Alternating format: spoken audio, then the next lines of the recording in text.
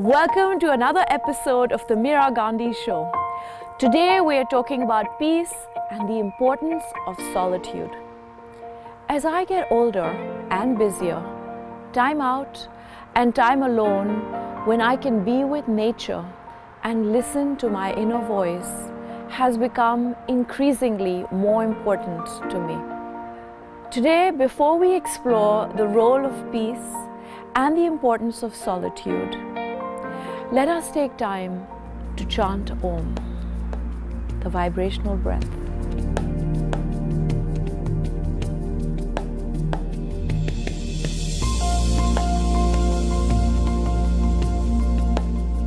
So please find a comfortable seat wherever you are. Close your eyes, take a deep breath and release while chanting Om. We'll do it 3 times. Are you ready? Okay, deep breath in. Ah, Om. Ah, Om. Ah, Om. Slowly open your eyes. Let's all take a last deep inhale and fully exhale.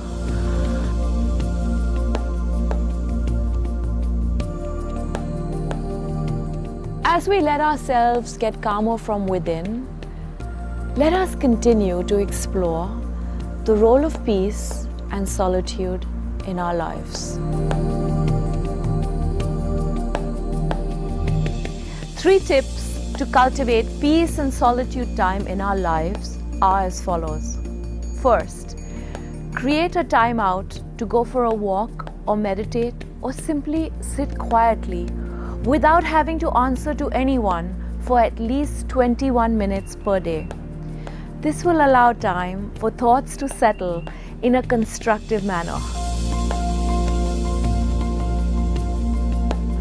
The second tip, allow peace to enter into your life by accepting that truly the universe has our best interests at heart. Pranayama breathing, which is breathing in through one nostril and out through the other, or just quiet breaths 60 to 100 seconds a day, is a great tool that works very well for me. A third tip is to place your hand over your heart and feel your heart beat in response to your breathing. This validates that we simply do not control everything and it's okay just to be. Just by being, we experience immense peace and the simple joy of being present. Today, I am so delighted that on this episode of Peace and Solitude, we have a real-life monk who will join us. She used to be a fashion model and in PR and gave it all up for a life of peaceful existence. Lama Aria is an ordained Buddhist nun and a resident at the Kagyu Tibetan Monastery, upstate New York. She has been studying and practicing Tibetan Buddhism for the past 9 years and teaches at affiliated centers in the US. She worked in advertising and public relations in New York City and was also a fashion model for many years. One of her favorite quotes is, "Life is simpler owning less. I no longer feel the need to accumulate things." We will soon be joined live by Aria, who will discuss with us why she has chosen this unusual life for herself.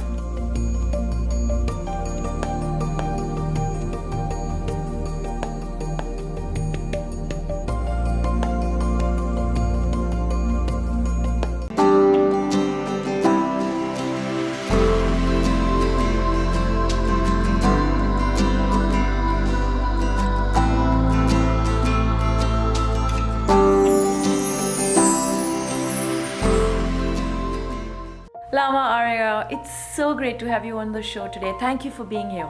Thank you for having me here, Meera. And I have a small gift for you. This is a red cord blessed by His Holiness Dalai Lama. Oh my goodness, and thank you very much. I wish you all Shall we put the this blessings. on? Yes, that would be wonderful. And thank you very much. Thank you. So, Aria, you are an ordained nun, and that's sort of an unusual life choice in today's world. What led you to become a nun? Well, the seed for spiritual awakening was planted when I was a very young child. I had a very major incident that happened when I was a child. I remember having a very happy childhood, and I felt absolutely loved by my parents. But one day everything changed. My father came to school one day and he said he was going off on a very long journey, and where he could not take the children with him, and he didn't know when he was going to come back. And how old were you? I guess I was 8 years old, and he said goodbye and he hugged us and he drove away, and we never saw him again. And I missed him so much because I was his favorite little girl. And every time the doorbell rang, I would go to see if it was him. And every sadhu I saw on the streets, I would look and see if it was him. And how did your mother take it? I think my mother always knew. She always knew this, because when we were young, we would call him Swami, and I didn't know. I just thought Swami was dad, and we used to call him Dada, and everybody would come for counseling, and so he had that in him always. So even as a young girl, you understood that it was okay to have quiet time or to not have a family life, that it was okay to have a life of solitude, because that was the example your father set for you. Yes, and when he left, there was that seed that was planted, because I was to always wonder, what is this spirituality? Where did he go? What are the sadhus about? And so after that, my mother put us in the boarding school, and Christianity became something that I was very interested in. I loved reading the Bible. I loved going to the church. I loved going to the mass. And later on, my mother remarried, and she married a devout Brahmin, and a Hindu. Yes, a Hindu Brahmin, and he was a huge influence in my life for my further spiritual growth, because he was a patron of many temples, and he would, we would have a lot of priests and scholars coming to our house, and astrologers, and they would give teachings on, the way the prayers and the sutras, the yoga sutras, and so wait. Fast forward. Yes. You come to New York. Yes. You are in PR, in a fabulous PR agency. Yes. You are this hotshot model. Yes. We've got awesome pictures of you as an amazing model. Yes. And then one day you decide that you don't want that life anymore. Yes. You want a life of solitude. Yes. What was that moment?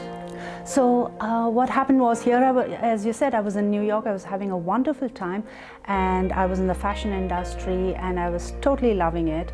But there was a time that everything shifted. I began to see everything was such a delusion, and I really wanted to get in touch with my inner core. I felt everything was meaningless. And so I was seeking, and I was praying sometimes, what do I do? Should I go to India to an ashram? And luckily, as they say, when you seek, the master appears. Yes. And literally that happened to me. It was my New Year's resolution. How many years ago was that? 2008. So now we're 2017, so 9 years ago. Yes, 2008. I went to a meditation center. And was it here, yes, upstate? In New York City. And here we are. Yes, it was in Manhattan. Okay. And within 10 days, my guru, he came there and he gave us refuge. That's what when you're a Buddhist, you take refuge in the Buddha. That means he would be your guide. That's all it means. And when I met him, everything sort of aligned. I knew this was my guru. And I was so happy to meet an authentic guru, because in Buddhism, it's all about the lineage. Would you say you feel happier now and more at peace? Absolutely. I feel genuinely happy. I feel genuinely at peace. I live in the monastery right now, and when I am with my guru, he transcends peace. And what I've learned through meditation, it's so wonderful to have that joyful state of mind.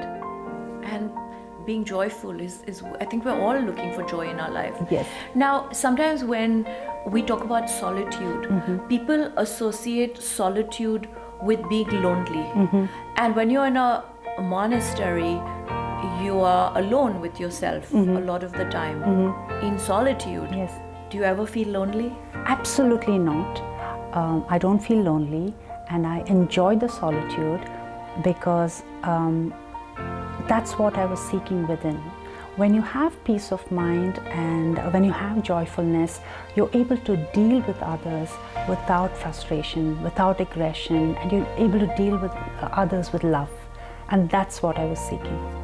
Amazing. So what is a day in your life like? Like how? Tell us what your day is like. Well, our day is very hectic. I wake up at 4 o'clock and I continue my practice. So you wake up at 4 and you meditate? Yes, there are certain practices that we do, which is like meditation. And 6 a.m. we do the morning prayers till 8. 8 is breakfast, 8 to 9. And then we can do all the other chores. I'm a resident nun in the monastery, so we have rotational cooking to do, taking care of the bookstores, looking after the shrine. People are coming, you show the monastery. And then we have the afternoon puja, which is 4 to 6.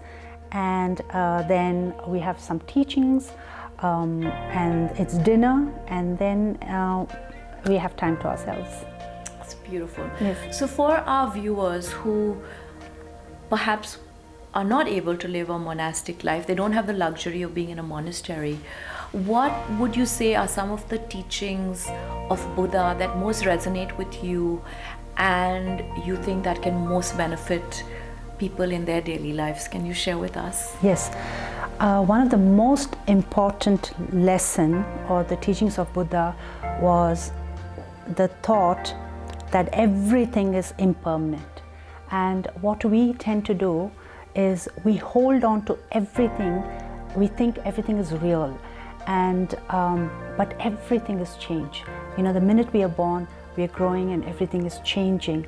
And so nothing is permanent. And if someone knows this, if someone truly knows this, nothing is permanent, everything is changing, everything is evolving, then it's easy to let go. If you're in a relation, you hold on to that person so strongly and you don't want any changes, but things are always going to change. And that is one of the most important lessons I've learned, of letting go of changes. Change is the permanent thing. After the sun, the moon comes out. And life is such. One day you'll have great happiness, and next day you may have sadness in your life. To accept both and to be. Without judging, just accepting. Yes. That's such an excellent sharing, that nothing is permanent. Yes.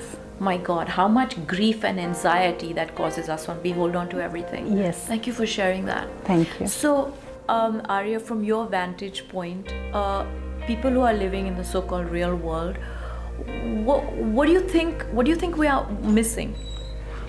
So I think what we are missing is the thought that the more material things we acquire, the more happiness we are going to get, and that's absolutely not the true. It's the other way around. The more you detach, that's when you're going to be more happy. Create space. Yes, and have more peace in your mind. So if you learn how to if you go after things that would make you more peaceful, more kinder, more gentle, more generous, those are the things that will really, genuinely make you happy. What do you think is the real, and this is a profound question, what do you think is the real unhappiness people face And on the other hand, what do you think is the real happiness we face? Can you talk about that? So the real unhappiness people face is the attachment again. The attachment to things to make them happy. And the second thing is, again, they don't, not realizing everything is impermanent. They believe things are permanent. In the case, like, they feel their mother's never going to pass away or the father's never going to pass away. And when it happens, it's so shocking and it's really sad for them. So if you understand the nature of everything is impermanence, we manage our expectations. Yes. That's so true. Aria, can you tell us what is the true importance of quiet time in your opinion? The true importance of quiet time, I would say, is if you take meditation, you know what it does? It teaches you that your thoughts are just thoughts that come and go. Every thought sometimes can bring up emotion. So you don't have to be reactive to all your emotions and all your thoughts. And you can gently let go of many of your thoughts, your emotions. It's like, your thoughts is like the clouds that come in this wide open sky. They go and come and they go and come, and that's how your thoughts are. Every time you have a thought, you may have a very strong emotion, but you don't have to react to it. You can let it go. And that is the key you will learn through meditation. And that's what brings you peace of mind. To let the thoughts come and go, but to not get drawn in. Yes, exactly. Amazing.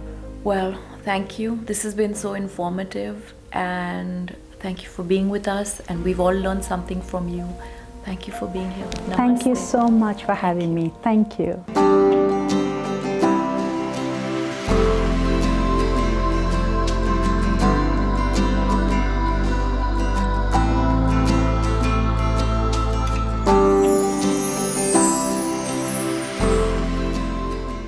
For the musical segment in this episode on peace and solitude, we have an amazing Woodstock group here called Transcend Gentleman, featuring Joel Bluestein, Timothy Hill, and Peter Bittner.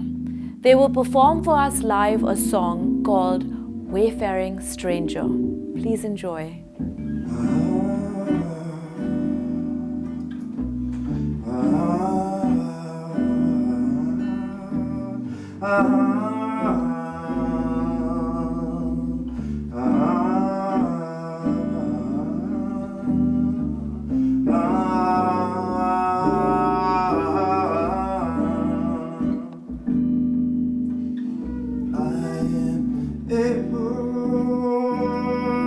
Wayfaring stranger, I'm traveling through this world of woe, but there's no sickness, no toil or danger in that bright world to which I go. I'm going there to see my father. I'm going there no more to roam. I'm only going over Jordan. I'm only going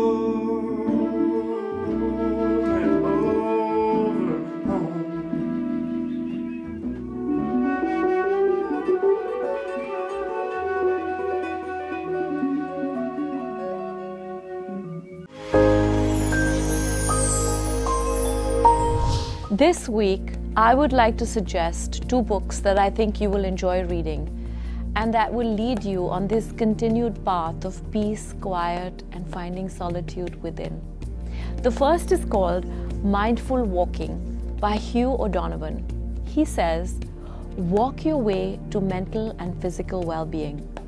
He says in this book, 6 million years ago, the evolving brain existed only to instruct our bodies to move. In Mindful Walking, psychologist Hugh O'Donovan takes us back to the basic connection between the brain and the body and looks at how, by quietly focusing on the simple act of moving and thinking, we can achieve better emotional and physical health. The second book is called The Way of Serenity by Father Jonathan Morris. In this book, Jonathan Morris writes, finding peace and happiness in the serenity and quiet of private prayer. Silent prayer and contemplation, he says, is a very powerful tool to create peace and balance in one's life. I thank my friend Peachy Degan for gifting this book to me. I read it often. Thank you, Peachy. My closing thoughts on the role of peace and solitude in our lives is that we have to make time for this. It should be as natural as breathing or sleeping or laughing. With that, we are at the end of our show. Until next week, I wish you abundant calm and peace in your life as you celebrate the joy of your own beautiful thoughts in your life. Om Shanti and Namaste.